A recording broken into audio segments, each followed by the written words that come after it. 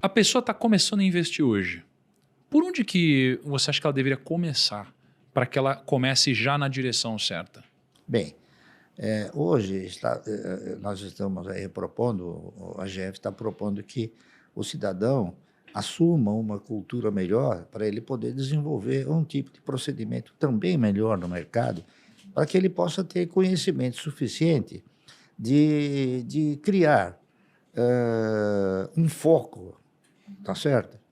Um foco para poder entrar no mercado e não ser assim surpreendido com coisas erradas. Então, eu interpreto o seguinte: a primeira coisa que o cidadão tem que fazer no momento em que ele vai entrar no mercado é o seguinte: é estabelecer um paradigma que revele o foco que ele quer fazer. Se ele quer investir, se ele quer especular, tá entendendo? Então, ele tem que procurar o quê? Ele tem que procurar um profissional que possa lhe oferecer essa orientação certa, tá entendendo? Essa que é a realidade. Então, aqui no Brasil, lamentavelmente, por força de fatores circunstanciais, né? A maioria das sociedades corretoras, elas têm uma necessidade premente de fazer com que o cidadão que vá operar, que gire os negócios, não é isso? Porque elas vivem do quê? Elas vivem de corretagem. Elas não vivem de investimento, elas vivem de corretagem. Então, isso faz com que o cidadão ele não tenha aquela firmeza, tá entendendo? Porque ele vai ter o quê? Ele vai ter orientações desvirtuadas daquela que seria a mais pródiga, não é isso? Que é investir. Então, a proposta de se criar uma cultura de investimento, não é isso? É uma proposta que a gente percebe que o brasileiro não tem.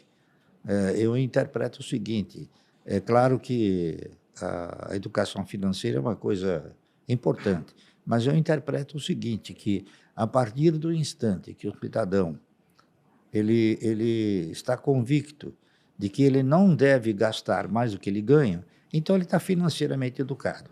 Aí ele precisa partir para uma nova fase de cultura, que é a cultura do investimento.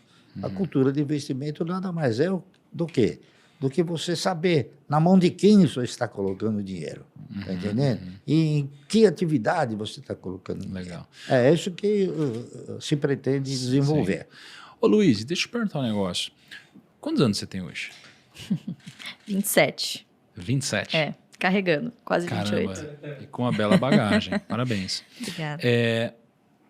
Olhando, a gente olha de fora, você olha de dentro, né? Assim, o que você diria que foram algumas coisas, poxa, por conviver 27 anos, né, de alguma forma com seu pai, o que você considera que foram as coisas que de fato são os fatores-chave para ele ter atingido o resultado, aqueles princípios que você percebe nele, que você imagina que desde lá de trás, desde 1970, ele deve ter aplicado, olhando para os princípios que ele tem hoje, o jeito de pensar, processo de tomar decisão. O que nesse processo você acha que é responsável pelo resultado que ele colhe hoje? Olha, o mercado mudou muito desde a época em que ele começou, mas infelizmente as pessoas continuam cometendo o mesmo erro, né?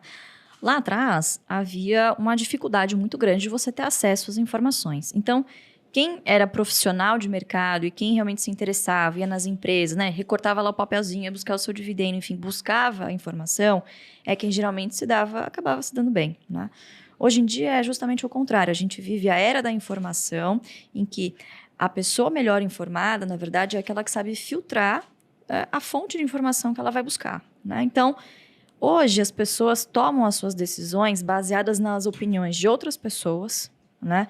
Grupos de WhatsApp, quando, na verdade, a informação pública, né, ela acaba sendo só lida por quem vai até a última frase, né? Então, é uma informação pública, a informação está aí, né? Só que as pessoas não se interessam em ler até o fim. Acha, assim? Ficam acomodadas, né?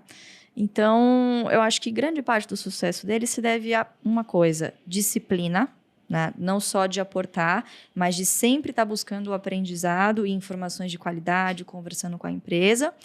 E segundo, paciência. por muitos anos, ele esteve errado, vamos dizer assim, com a Unipar. Né? Então, ele comprou, o papel não subia. Muitas pessoas desistiram no meio do caminho. Isso aqui não sobe, isso aqui não sai do lugar, isso aqui não se mexe. E 10 anos depois, a empresa se resolveu, a conjuntura também do país melhorou, né? E a empresa seguiu a trajetória que lá atrás ele tinha vislumbrado. Como que ele fez isso? Sem nenhum segredo.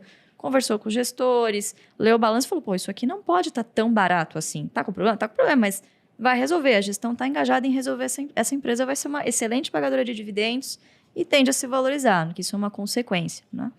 Então, eu acho que são esses 2 principais fatores. Olhar realmente o que interessa e não se importar com a opinião alheia, né? Porque, muito provavelmente, você não vai acertar o timing, mas se você tiver convicção do que você está fazendo, vai dar certo.